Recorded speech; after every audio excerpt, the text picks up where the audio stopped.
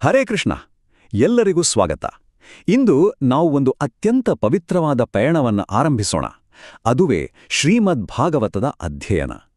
ಶ್ರೀಮದ್ ಭಾಗವತ ಅಂದ್ರೆ ಶ್ರೀಲ ವ್ಯಾಸದೇವರು ನಮಗೆ ನೀಡಿರುವ ವೈದಿಕ ಜ್ಞಾನವೆಂಬ ಮಹಾವೃಕ್ಷದ ಅತ್ಯಂತ ಮಧುರವಾದ ಮಾಗಿದ ಹಣ್ಣು.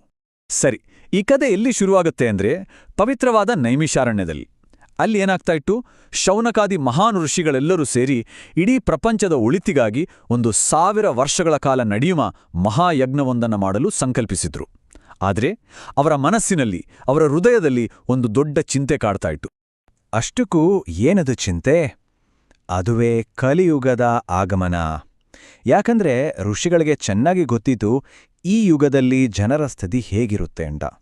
ಅವರ ಆಯುಸ್ಸು ಕಡಿಮೆ, ಸದಾ ಜಗಳ, ಕಪಟತನ, ಆಧ್ಯಾತ್ಮಿಕ ವಿಷಯಗಳಲ್ಲಿ ಆಸಕ್ತಿಯೇ ಇರಲ್ಲ, ತುಂಬ ಸೋಮಾರಿಗಳು ಮತ್ತು ಯಾವಾಗಲೂ ಯಾವುದಾದ್ರೂ ಒಂದು ಚಿಂತೆಯಿಂದ ಬಳಲುತ್ತಾ ಇರ್ತಾರೆ.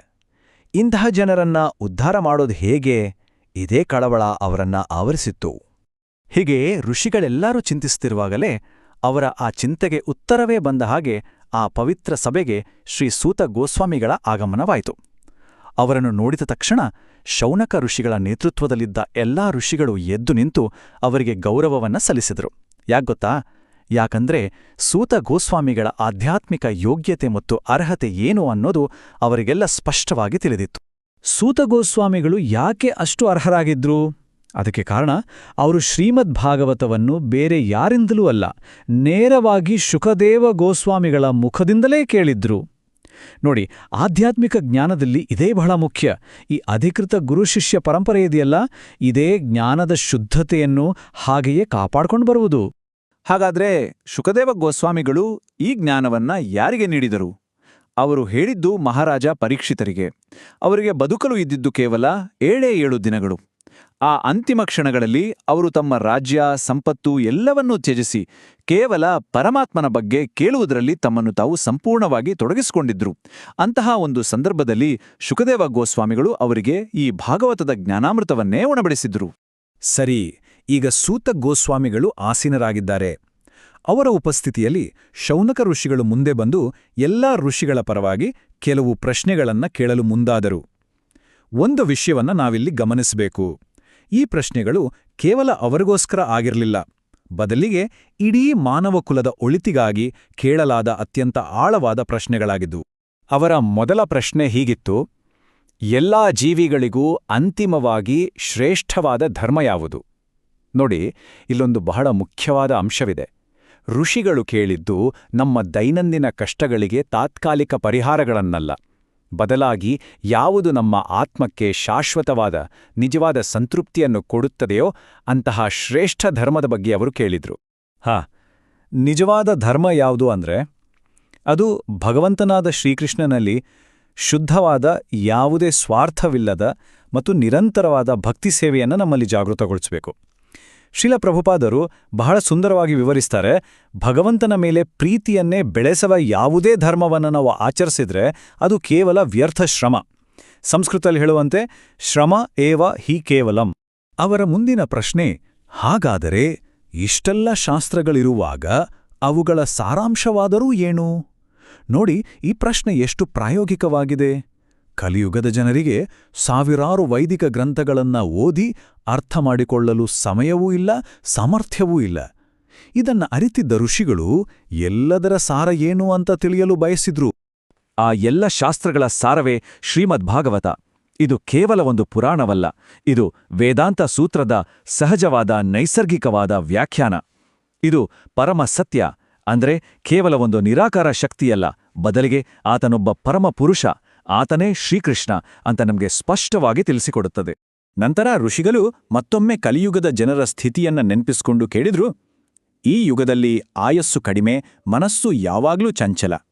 ಇಂತಹ ಜನರಿಗೆ ಪರಿಪೂರ್ಣತೆಯನ್ನು ಸಾಧಿಸಲು ಇರುವ ಅತ್ಯಂತ ಸರಳ ಮತ್ತು ಪರಿಣಾಮಕಾರಿ ಮಾರ್ಗವಾದರೂ ಯಾವುದು? ಯಾಕಂದ್ರೆ ಕಠಿಣವಾದ ಯಜ್ಞ, ತಪಸ್ಸು ಅಥವಾ ಗಹನವಾದ ತತ್ವಶಾಸ್ತ್ರದ ಅಧ್ಯಯನವೆಲ್ಲ ಇಂದಿನ ಕಾಲದಲ್ಲಿ ಬಹುತೇಕ ಅಸಾಧ್ಯ. ಅದಕ್ಕೆ ಉತ್ತರವೇನು ಗೊತ್ತಾ? ಅತ್ಯಂತ ಸರಳವಾದ ಉತ್ತರ: ಶ್ರವಣಂ, ಅಂದರೆ ಕೇವಲ ಕೇಳುವುದು. ಹೌದು, ಶ್ರೀಮದ್ ಭಾಗವತವನ್ನ ಪ್ರಾಮಾಣಿಕವಾದ ಹೃದಯದಿಂದ, ವಿನಯದಿಂದ ಕೇಳುವುದೊಂದೇ ಈ ಯುಗದಲ್ಲಿ ನಮ್ಮನ್ನು ನಾವು ಶುದ್ಧಿಪಡಿಸಿಕೊಳ್ಳಲು ಇರುವ ಅತ್ಯುತ್ತಮ ಮಾರ್ಗ. ವಿಶೇಷ ಅಂದ್ರೆ ಇದಕ್ಕೆ ನಮ್ಮ ಹತ್ತಿರ ಅಪಾರ ಸಂಪತ್ತಿರಬೇಕಿಲ್ಲ, ನಾವು ದೊಡ್ಡ ಪಂಡಿತರಾಗಿರಬೇಕಿಲ್ಲ ಅಥವಾ ಉನ್ನತ ಕುಲದಲ್ಲಿ ಹುಟ್ಟಿರಬೇಕಿಲ್ಲ. ಕೇವಲ ಶ್ರದ್ಧೆಯಿಂದ ಕೇಳಿದರೆ ಸಾಕು. ಕೇಳುವುದೇ ಮುಖ್ಯವಾದ ಮೇಲೆ ಏನನ್ನು ಕೇಳಬೇಕು? ಹಾಗಾಗಿಯೇ ಋಷಿಗಳು ಮುಂದೆ ಭಗವಂತನ ಲೀಲೆಗಳ ಬಗ್ಗೆ ಪ್ರಶ್ನಿಸಿದರು. ಭಗವಂತ ಶ್ರೀಕೃಷ್ಣ ಈ ಜಗತ್ತಿನಲ್ಲಿ ಅವತರಿಸಿದಾಗ ಆತನು ನಡೆಸುವ ಅಲೌಕಿಕ ಚಟುವಟಿಕೆಗಳು ಅಂದ್ರೆ ಲೀಲೆಗಳು ಯಾವುವು ಅಂತ. ನಮಗೆಲ್ಲ ತಿಳಿದಿರುವಂತೆ ಆತನ ಲೀಲೆಗಳು ಭಕ್ತರನ್ನು ರಕ್ಷಿಸಲು, ದುಷ್ಟರನ್ನು ಶಿಕ್ಷಿಸಲು ಮತ್ತು ಧರ್ಮವನ್ನು ಮರುಸ್ಥಾಪಿಸಲು ನಡೆಯುತ್ತವೆ. ನಾವೊಂದು ವಿಷಯವನ್ನ ಅರ್ಥ ಮಾಡಿಕೊಳ್ಳಬೇಕು. ನಮ್ಮ ಜನ್ಮಕ್ಕೂ ಭಗವಂತನ ಅವತಾರಕ್ಕೂ ಅಜಗಜಾಂತರ ವ್ಯತ್ಯಾಸವಿದೆ. ನಾವು ನಮ್ಮ ಕರ್ಮದ ನಿಯಮಗಳಿಗೆ ಅನುಸಾರವಾಗಿ ಹುಟ್ಟುತ್ತೇವೆ, ಆದರೆ ಭಗವಂತನ ಅವತಾರ ಹಾಗಲ್ಲ. ಅದು ಆತನ ಸ್ವಂತ ಅಲೌಕಿಕ ಇಚ್ಛೆಯಿಂದ ನಡೆಯುವ ಕ್ರಿಯೆ. ಹಾಗಾಗಿಯೇ ಆತನ ದಿವ್ಯ ಲೀಲೆಗಳನ್ನು ನಾವು ಕೇವಲ ನಂಬಿಕೆಯಿಂದ ಕೇಳಿದರೂ ಸಾಕು, ನಾವು ಕೂಡ ಈ ಭೌತಿಕ ಬಂಧನದಿಂದ ಮುಕ್ತರಾಗ್ತೇವೆ. ಈ ಎಲ್ಲಾ ಪ್ರಶ್ನೆಗಳ ಸಾರಾಂಶವಾಗಿ ಋಷಿಗಳು ತಮ್ಮ ಅಂತಿಮ ವಿಚಾರಣೆಯನ್ನ ಶುದ್ಧ ಭಕ್ತಿ ಸೇವೆಯ ಕಡೆಗೆ ತಿರುಗಿಸಿದ್ರು. ಯಾಕಂದ್ರೆ ಅವ್ರಿಗೆ ಗೊತ್ತಿತ್ತು, ನಮ್ಮ ಆತ್ಮಕ್ಕೆ ಸಂಪೂರ್ಣವಾದ ಶಾಶ್ವತವಾದ ತೃಪ್ತಿಯನ್ನು ನೀಡಬಲ್ಲದು ಯಾವುದಾದ್ರೂ ಇದ್ರೆ ಅದು ಶುದ್ಧ ಭಕ್ತಿ ಸೇವೆ ಮಾತ್ರ. ಹಾಗಾದರೆ ಈ ಶುದ್ಧ ಭಕ್ತಿಯ ಗುಣಗಳೇನು? ಶಾಸ್ತ್ರಗಳು 2 ಮುಖ್ಯ ಗುಣಗಳನ್ನ ಹೇಳ್ತವೆ: ಅಹೈತುಕಿ ಮತ್ತು ಅಪ್ರತಿಹತ. ಅಹೈತುಕಿ ಅಂದ್ರೆ ಯಾವುದೇ ಭೌತಿಕ ಕಾರಣವಿಲ್ಲದೆ, ಯಾವುದೇ ಸ್ವಾರ್ಥದ ಉದ್ದೇಶವಿಲ್ಲದೆ ಮಾಡುವುದು. ಅಪ್ರತಿಹತ ಅಂದ್ರೆ ಯಾವುದೇ ಭೌತಿಕ ಅಡೆತಡೆಗಳಿಂದ ನಿಲ್ಲದೆ ನಿರಂತರವಾಗಿರುವುದು. ಇಂತಹವನ್ನು ನಿಷ್ಕಲ್ಮಶ ಪ್ರೀತಿಯ ಸೇವೆ ಮಾತ್ರ ನಮ್ಮ ಆತ್ಮದ ಆಳವಾದ ಹಂಬಲವನ್ನು ಪೂರ್ಣಗೊಳಿಸಬಲ್ಲದು.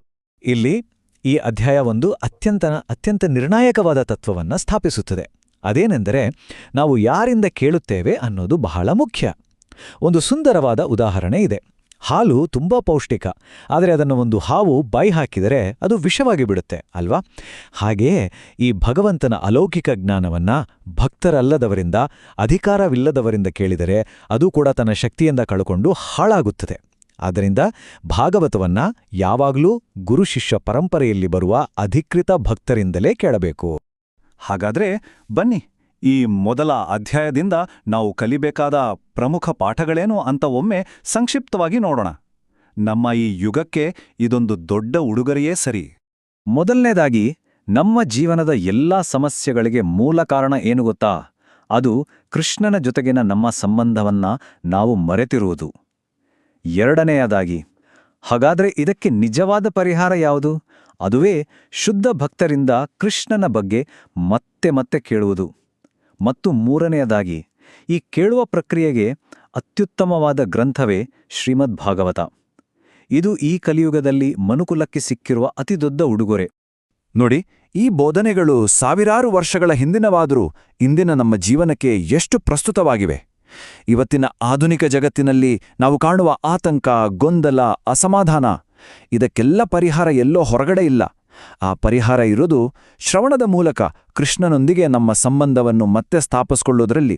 ನಾವು ಬೇರೇನೂ ಮಾಡಬೇಕಿಲ್ಲ. ಕೇವಲ ಗಮನವಿಟ್ಟು ವಿನಯದಿಂದ ಕೇಳಲು ಶುರು ಮಾಡಿದ್ರೆ ಸಾಕು, ನಮ್ಮ ಹೃದಯದಲ್ಲಿ ಒಂದು ಅದ್ಭುತವಾದ ಪರಿವರ್ತನೆ ಆರಂಭವಾಗುತ್ತದೆ. ನಿಧಾನವಾಗಿ ನಮ್ಮ ಹೃದಯ ಶುದ್ಧವಾಗುತ್ತೆ, ಭಗವಂತನಲ್ಲಿ ನಂಬಿಕೆ ಜಾಗೃತವಾಗುತ್ತೆ ಮತ್ತು ಭಕ್ತಿ ತಾನಾಗಿಯೇ ಪ್ರಕಟಗೊಳ್ಳಲು ಆರಂಭಿಸುತ್ತದೆ. ಹರೇ ಕೃಷ್ಣ.